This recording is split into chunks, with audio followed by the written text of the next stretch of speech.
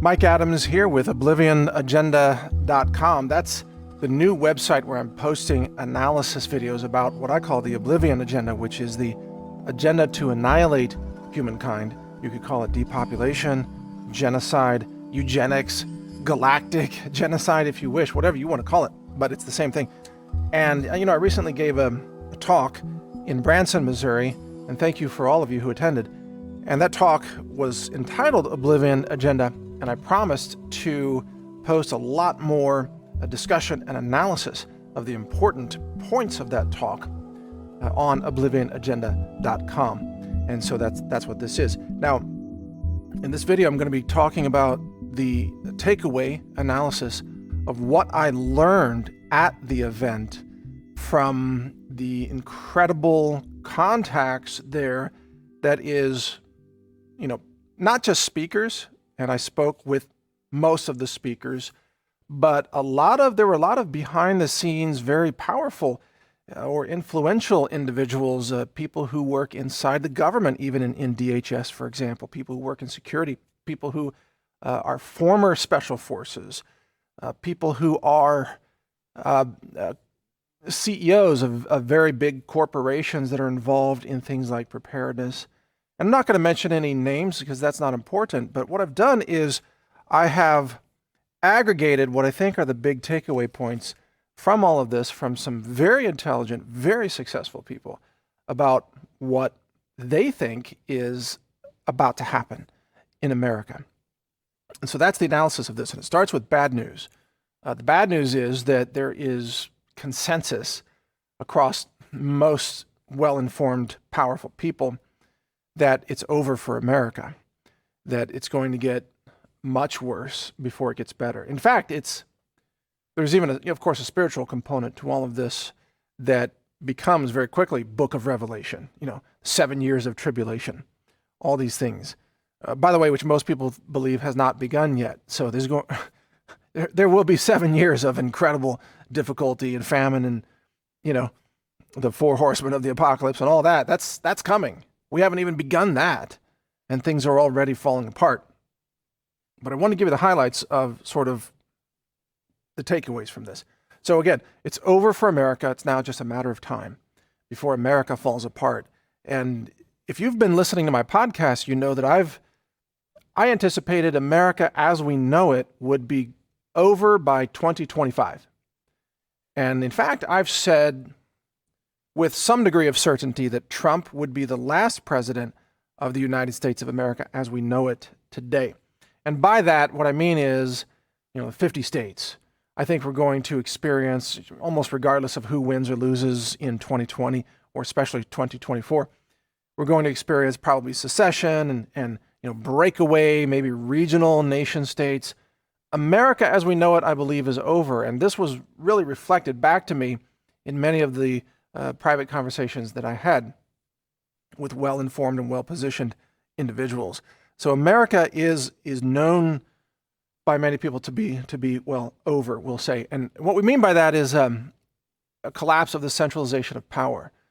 That there's a very strong realization that the political left and the political right cannot coexist, but more importantly, that the political left has abandoned the very pillars of a constitutional republic, that the radical left is completely lawless, and that even those people inside government, in high levels of government, realize that the lawlessness of the left cannot be kept under control.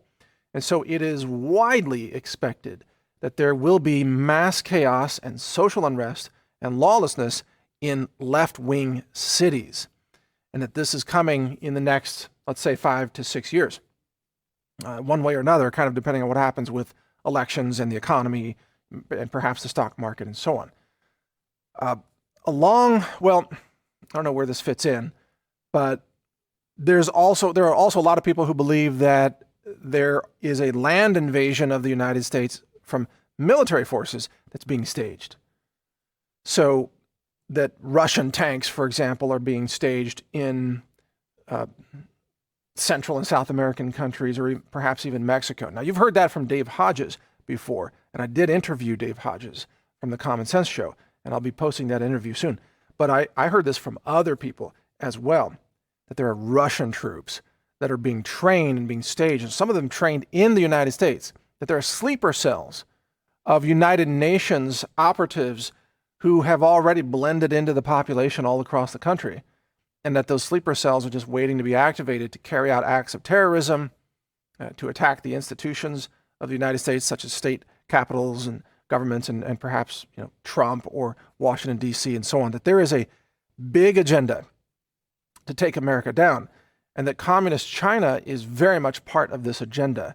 And Communist China, as you know, has infiltrated universities, they've stolen technology, they've infiltrated, even our defense industry, right? And they Communist China did deals with Obama and Bill Clinton, by the way. So they've gone to the highest levels of our government, and they have infiltrated and compromised our country to every imaginable degree.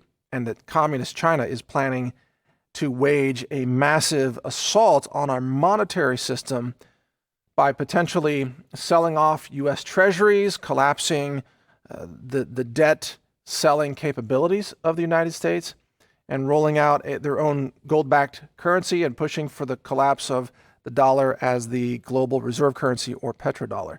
So that's coming as well. All right, in addition to that, as if that's not enough, you've got, of course, lawlessness will explode all over left-wing cities. Much of the West Coast will become almost unsurvivable except by luck. When things really get out of control, which could happen with the 2020 election, or Steve Quayle has been talking about the potential for large-scale geological events along the West Coast, specifically in the Cascadia region, from Washington and Oregon. I don't know how many miles inland that is, but all those mountains there from St. Helens and Rainier and that whole mountain range, all the way down to really the San Andreas Fault of California, which has been having hundreds of thousands of small earthquakes that no one else seems to be covering, that seem to show something big is about to break along that fault line. And if it does, we're talking about a natural disaster-induced episode of severe chaos across those regions. But even if that doesn't happen, we're talking about political chaos.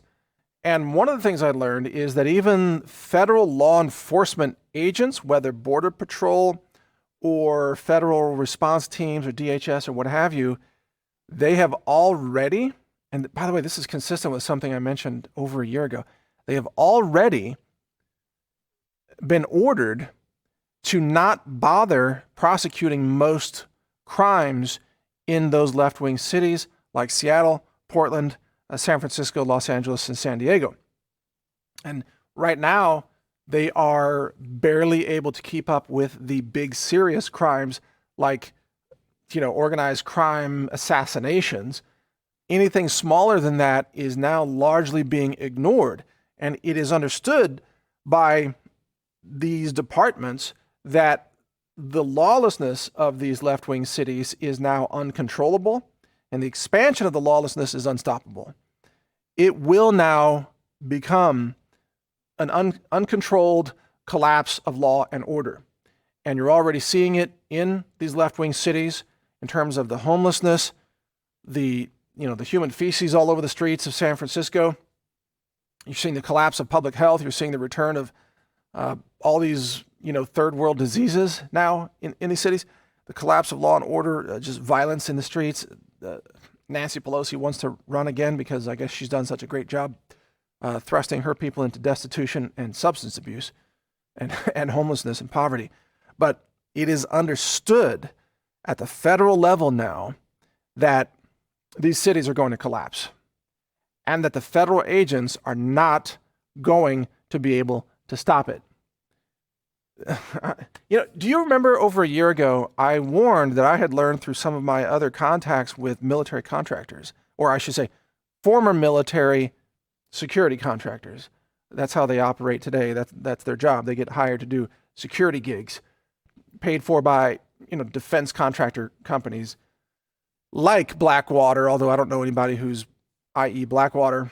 I don't even think that's their name anymore, but that style of thing.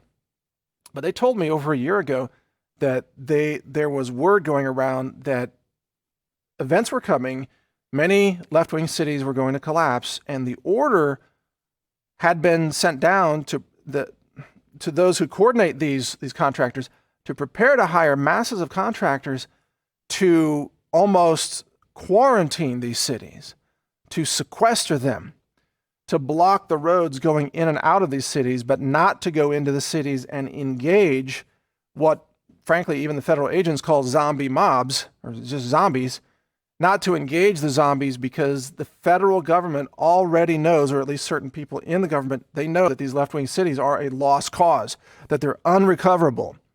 They cannot be saved. And the orders are going to be to stand outside the cities, to let the cities burn, and to just block the highways so no one goes in or out without special permission.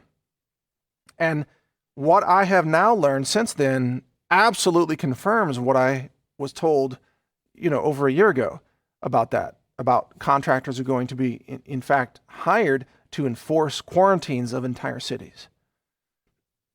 It's just incredible. There's oh, and the other thing is that a lot of these people who work for the federal agencies right now, you wouldn't believe how many of them, even though they may work for the federal government, they might be a federal agent, they might work for the FBI, and they kind of play along, they go along with it to get the paycheck and get the pension benefits and all these things.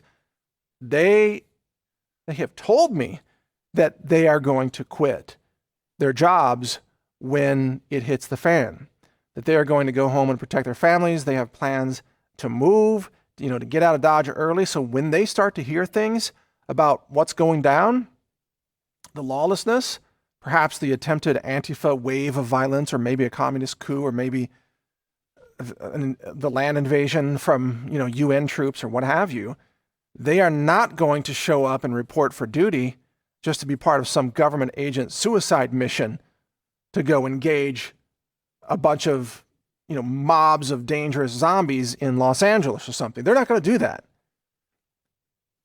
These people who are federal agents, just so you know, they are not mind-numbed robots. They are informed. They are aware. They know what's coming. And by the way, most of them are patriots. Most of them are veterans. Most of them hate Hillary Clinton. Most of them hated Obama. A lot of them are secretly Trump supporters. Some are more skeptical of Trump, but overall, they do believe in liberty. They believe in protecting our constitutional republic, and they remember their oaths, by the way. Their sworn oaths to defend this republic against enemies, foreign and domestic. And they talk amongst themselves. And they share videos of, my videos and Alex Jones and many, many other videos, and they have ways to get information outside the censorship of the tech giants. And they are incredibly informed, and they're incredibly well equipped. See, these people, they know what kind of equipment government uses.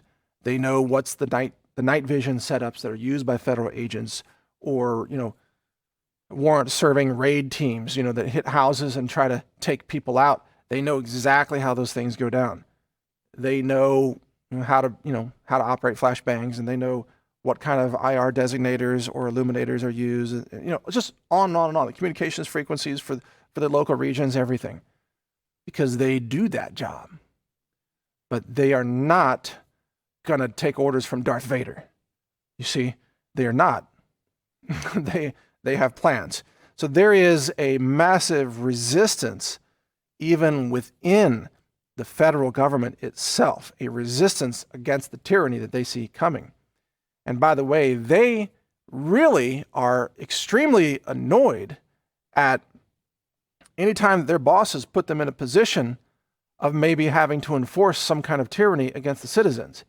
And specifically, they will not go door to door confiscating guns from the American people. So if a Democrat wins office in 2020, like Buto, whatever, the guy's such a joke. Why are we even saying his name? If he becomes president, he wants to go take your AR-15s. And he says it's going to be a mandatory buyback, which is nothing more than gunpoint confiscation. They're going to come take your guns at gunpoint. Or at least he wants to. And he says he's going to do it by sending out federal agents to go door to door. I'm paraphrasing him. He didn't say it exactly in these terms, but this is what he means. federal agents go door to door and knock on your door, put a gun in your face, and take your guns at gunpoint. Well, guess what? There's a whole lot of federal agents that won't do that. That's the day they leave. That's the day they join the resistance, or, kind of in their minds, they've already joined the resistance. That's the day they start acting as the resistance, because they know that the Civil War is here. The day that Beto or anybody else is in power and says they're coming for your guns, that's the day everything changes. Because there are, and I have to be careful here, I'll just say there are many, many groups all across America and individuals who are ready to take it to the tyrants. They're ready to take action. They're ready to eliminate the traitors, the enemies of America, the domestic enemies. They have the equipment, they have the know-how, they have the experience, they have the contacts. They have the networking to accomplish this, and they are all across this country. And they see what's coming, and they are not going to sign up to be target practice for gun owners who don't want to have their guns confiscated. That was very clear. So even though things are going to get very bad for America in terms of the coming geopolitical collapse and probably economic collapse on top of that, and certainly the collapse of the rule of law, there is a rising contingent of pro-America patriots, a lot of veterans who are all good men and women, and a lot of LEOs, law enforcement officers all across the country, some in police departments and a lot in sheriff's departments and as sheriff's deputies. You notice my support here, the blue line right here. There it is. The blue line, this is the thin blue line. That's why I wear this shirt. This is in honor of law enforcement that prevents our society from collapsing into chaos every single day. And I get that.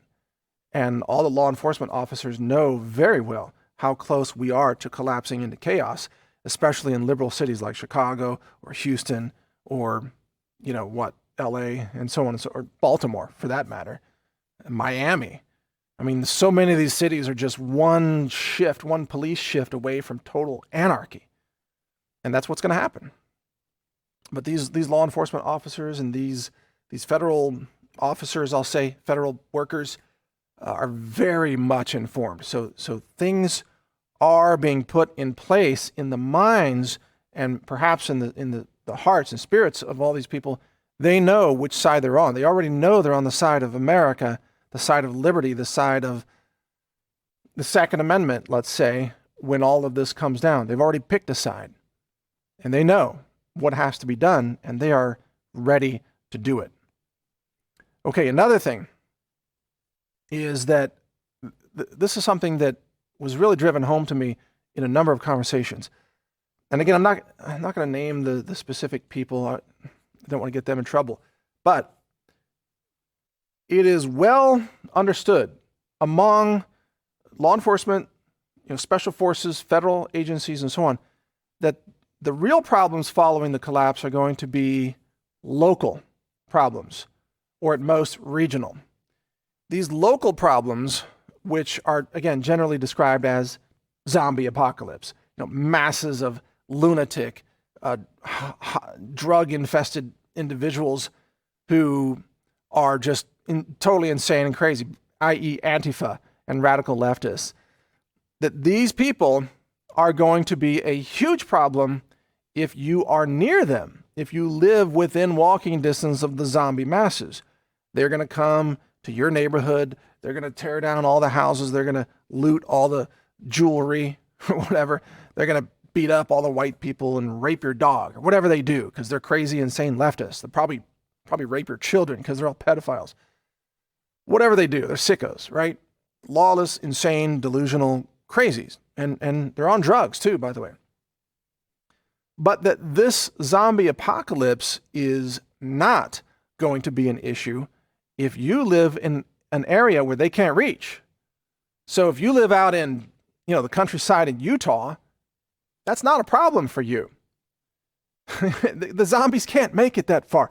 If you live in the country in, Arizona or Texas or Colorado or, Ohio for that matter, anywhere, they're not going to make it to you. And you can for sure bet that those zombies aren't going to hike through the cold mountains of Idaho and Montana. They're just, the zombies don't have it in them. then they're not even going to make it to Eastern Oregon, okay? So depending on where you are in the country, you're probably in a, in a zombie-free zone. They're just not going to get that far. The zombies are going to come out of the cities. And when I say zombies, I do mean these deranged, delusional, mindless leftists, i.e. Antifa and worse. These people are insane. They're all mentally ill. And they're being just made even more mentally ill by CNN and the media and the tech giants. Twitter has become basically a protected zone of mental illness of leftists, so they can talk to each other and drive each other even more insane. These leftists only exist in very limited areas of the country, mostly the West Coast and the East Coast. Aside from that, they're not that common. There's some in Austin. Yeah, I get that. There's some in Boulder. I understand. There are some in Phoenix, let's say, Chicago, of course, Detroit, whatever, and Houston perhaps. But it's mostly the West Coast and the East Coast, the very edges of the coast. And that's where they tend to operate, and that's where the problems are going to be. Those are the cities that are going to burn.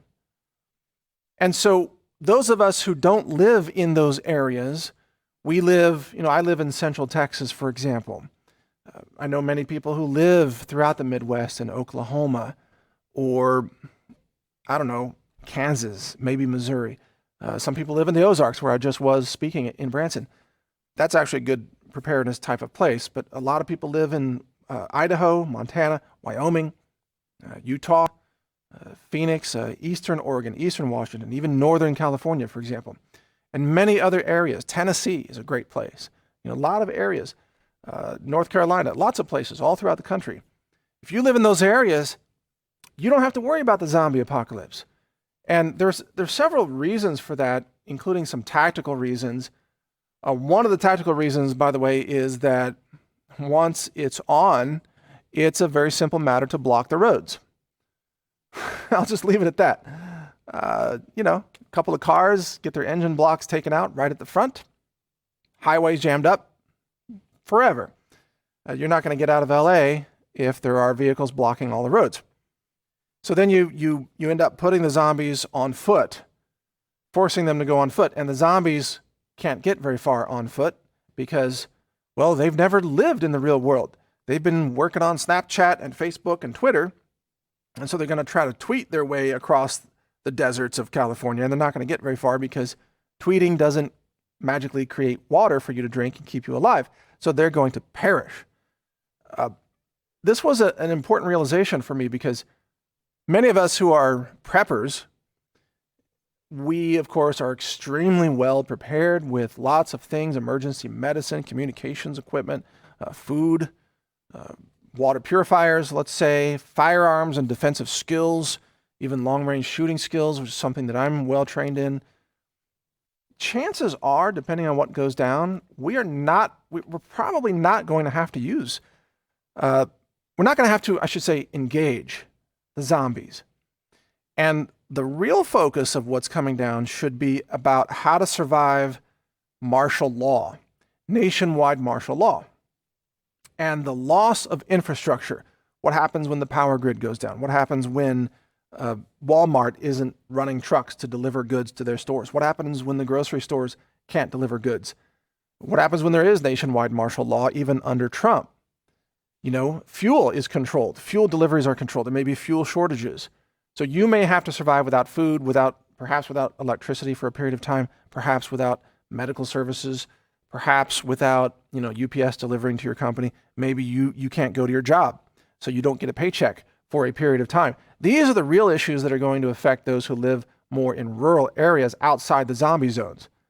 But if you live in the zombie zones, and I should wrap this up and say to those in rural areas, you may never have to use your firearm. You should have them. You should be ready.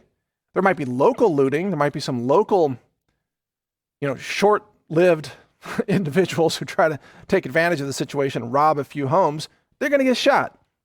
And maybe you shoot them or somebody else, but they're not going to last very long. So that's not really a huge long-term concern.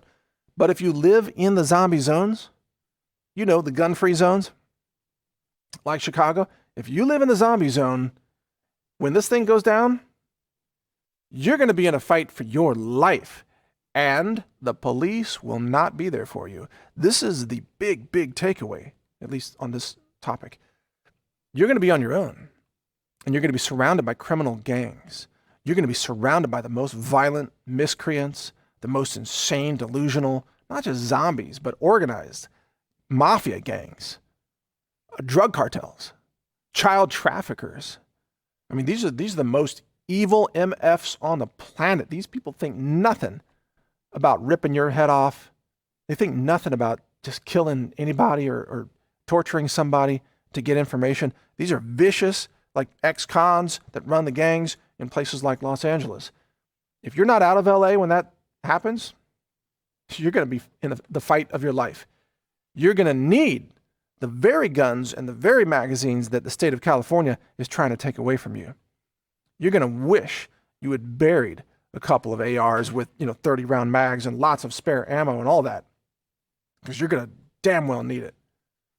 And it's a question of how far the zombies get, as they look for food, look for water, look for resources. They're just going to spread like cancer tumors, heading east across California, trying to get out of the areas that are burning and collapsing into destitution and lawlessness. Remember, the cops aren't going to be there. The feds aren't going to be there. Not a chance. I've been told this information. It's not even, even among the federal agents, it's already understood that Los Angeles is gone, that even Sacramento is gone, San Francisco, San Diego, it's all gone. It's over. Now it's just a matter of time. So depending on how far away you are you within walking distance? Are you within driving distance or even bicycle distance from the zombie masses? The farther away you are, of course, the safer you become. And if you get way out into the country, again, you may never have to engage the zombies at all, which would be the preferable situation. But things are going to happen that will rock the foundations of this country. It's going to be, how do you even describe this? It's going to be, historic in a negative way, sort of a tragedy of history that's coming. And potentially millions of people will die. Cities will burn. The rule of law will be gutted. The future of the country will be in doubt. The currency may collapse. Can you survive that? Yeah, sure you can. You can, if you're well prepared. But if you're not prepared at all, you may not. So this is very important information to help you interpret what's happening. Okay, final point here, and then I'm going to wrap up this segment. It is also widely understood right now that Trump is being swamped by the swamp. That Trump is not going to be able to succeed in his mission to excise the swamp from America. This is now widely understood among those who work in federal government. That Trump has made a valiant effort, but the swamp is too embedded, it's too powerful. And the swamp is immune to the laws of the land, immune to prosecution. And nobody inside the government, especially in Washington, D.C., nobody believes that James Comey is going to be criminally indicted or Hillary Clinton's going to go down or that Barack Obama will go to jail. Nobody thinks that's going to happen because they know that the rule of law never applies to these criminal element, these swamp creatures of Washington, D.C. And there's no faith among the people who work in government that the rule of law will ever be applied equally to those who have committed treason against our country. Personally, I was a little shocked to learn this because I have been holding out hope that, maybe Andrew McCabe is going to be indicted by the DOJ. Maybe William Barr will lay down the law and reestablish actually some justice in this country. Put James Comey behind bars, indict Hillary Clinton, and all the others, John Brennan, you name it, Loretta Lynch. But that's been my view, my assessment, maybe my hope, maybe kind of an irrational hope, because according to what I've been told, nobody else believes that's going to happen. That the swamp is so powerful and so corrupt that there is no rule of law in America anymore. There is no equal justice. there will be no consequences for those at the highest levels of power who commit the worst treason against this nation. They tried to carry out a coup, they failed, they got caught, and still nothing will happen to them. It's astonishing. And it's sad because, all this time I've hoped that our constitutional republic could be protected, maybe resurrected, because we see it going down and we want it to survive. We want it to come back. I love America. We want to, as Trump says, make America great again, but we can't do that if it's lawless. We can't do that if we don't get the swamp creatures out of the system. And from what I'm being told, it's already over.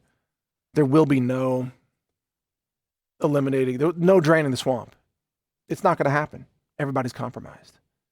Probably the NSA has the goods on everybody and they just threaten people. And it's even possible, although I should say, from what I'm told, the people in the federal government today, they believe that Trump will win a re-election in 2020 because the Democrats are just imploding. But they also recognize there's a possibility that the election will be stolen to such a great extent by Democrats and Google, the tech giants and all that, vote fraud, you name it, that there will never be a Republican president again. And in fact, most of the Republicans are going to be threatened out of the House and even out of the Senate. You're already starting to see some resignations. And that the left, through the surveillance state, the intelligence community, and the tech giants, are going to create a one-party authoritarian state. And anyone who disagrees with that one-party rule will be shut down, maybe even indicted, criminalized, put in prison, censored, certainly attacked and defamed to attack your character, But even beyond that, they may just unleash kill teams, hit squads, to take out all the enemies of the Democrats. Because the Democrats are capable of that level of evil. And this is well understood among federal agents, by the way. So the bottom line here is, if I were to try to summarize this, it's going to get bad for this country. And this is going to go on for at least 6 years. And it may be a decade. Venezuela has been in a state of accelerating collapse for at least a decade. And they may go on. Who knows how bad it's going to get? How many people might starve? It's going to, America's collapse may follow a path kind of similar to Venezuela. Hopefully it never gets that bad, but it could go in that direction. And as a result, you need to be prepared for the long haul. And that's the big takeaway from all of this. Even I had to recalibrate my own beliefs on this. For a long time, I've been thinking, well, in a collapse scenario, most people are going to starve to death in the first 3 to 4 months. And certainly a lot of people won't make it through the first winter. But now, from what I'm being told, we actually need to prepare for maybe a decade of lawlessness, chaos, corruption, regional conflict, kind of a civil war, but in a more dispersed situation, really local engagements where, law enforcement is just out of the picture. They're not even engaging the lawlessness anymore. And, businesses are going to be shut down. Infrastructure is going to be crippled during this entire time. It's going to be difficult to earn a paycheck. It's going to be difficult to buy products because the inventory won't be available. It's going to be difficult to not get ripped off or have your house broken into or have things stolen from you. The criminal element's going to be unleashed. So even on a local level, you do need to take steps to prepare for your self-defense, by the way. But if you can get out of the cities and you can get out into the countryside before all of this comes down, you're going to be so much better off. You're going to be so isolated from the zombie masses, which are not going to set foot on probably 95% of the country. The zombies have a very limited area of operations. Basically, it's where they can walk. And the radical left-wing zombies can't walk very far. Their feet get uncomfortable. Their little zombie feet get tired. All right? They can't read a compass because that's not a zombie skill. Their GPS perhaps doesn't work. And if a few patriot groups engage them from time to time, then they will be really shut down. Oh, but one more thing, by the way, the media during this entire time, the left-wing media is going to be 100% in with the zombies. And the media is going to paint all conservatives and all patriots as just full-blown terrorists during this entire thing. So for the next decade, if you are a gun owner, a Christian, or a Trump supporter, or you just love America, you will be named a terrorist by CNN, MSNBC, all the usual suspects. And if a Democrat wins the White House in 2020, you can expect that president will issue arrest orders for all prominent conservatives, Christians and Trump supporters and gun owners, and even, pro-Second Amendment independent journalists and so on. They will all be arrested, if not assassinated, by death squads sent out by the Democrats. So this is what's coming, according to the people that I've talked to. High-level people, people in the know, and a very diverse array of people. This isn't from one person or two people or even three. This is from a great number of people. And by the way, a lot of it is consistent with what we have been warning about, although some things were more surprising. Again, I was surprised by how long it's expected that this is going to go on. This civil war, slow collapse scenario is not going to be over, not even in 1 year. It's going to drag on and on and on. And there's, the website, The Organic Prepper, and there's a guy there. I think he was in the Bosnian War. I forgot his name, and he teaches some kind of preparedness classes. And he was in a long, drawn-out war that was several years. And I know someone who survived Kosovo, by the way, and I know people who've been, deployed in the Middle East, of course, and deployed in places that are collapsing. And the sad part is, and it's true, these collapses take a long time to bounce back, and some of them never do. What a sobering thought, huh? That we may never have the America you once knew. America that you grew up with may never be restored. You can never go back to that era. And we may be living in an era that just gets worse and worse and worse for the next decade, to the point where some people are eating out of dumpsters or even eating corpses, which is being pushed by the mainstream media now. Cannibalism, they say, is the solution to global warming and climate change. Cannibalism. But sort of what they're hinting at is people are going to be turning to cannibalism because that's the only food they have in some of these areas like Los Angeles. The zombies are going to be eating the zombies. For real. That's coming. So, point number one, don't be there when that happens. And don't think that you can just, get a hint ahead of time and get out of Dodge, because you probably won't be able to do that. The quarantines are going to go into place before you can exit the city. And by the time you hear it, how many other million people have already heard it? The highways are all jammed up at that point. Lawlessness is already spread. And the police have gone home. The feds have exited. It's already over. A city can collapse just like that in hours before you can leave. You need to live outside the cities. I mean, as far as possible, in my opinion. And that means you can't live anywhere in the eastern seaboard, obviously. It's just the population density is too crowded. You need to get, west of the Mississippi, probably. You need to get out into, all those great states. Arizona, Utah, Wyoming, Idaho, Montana, the rural regions of Washington or Oregon, or of course Texas, Oklahoma, Kansas, what have you. Maybe even Indiana, perhaps, even though that's east of the Mississippi. But you know what I'm saying? And maybe Tennessee is okay, but just be cautious of where you are. If you're too close to a city, I even say if you're within a car, one gas tank drive of a liberal city, you are potentially in a danger zone. And so even in Texas, Austin is a zombie zone. But most of us in Texas, we have good reason to believe that Austin will be fairly easy to control, because once the zombies are engaged, they're not going to get very far. It is Texas after all.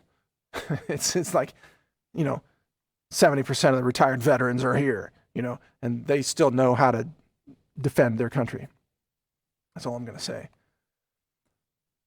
So a lot more videos are coming. I have a lot more to share with you, things that I've learned recently, some things that have surprised me, some realizations that have come to light through new analysis. I'll be posting these on oblivionagenda.com. And of course, that just means they're on Brighteon.com as well. I've got a couple of websites that you may find interesting. Survival.news. And for gear reviews like survival gear, I've got gear.news. So check both of those out. Oh, and collapse.news.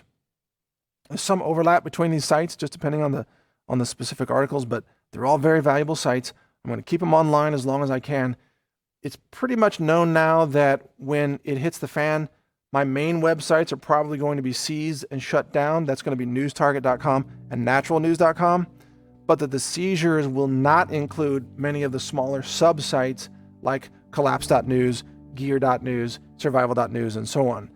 So it's, if you see our main websites just gone, you should really go look at our sub-sites. You should make a list of those sites so that you can be prepared to go to them. And you should go to Brighteon.com if it's still online.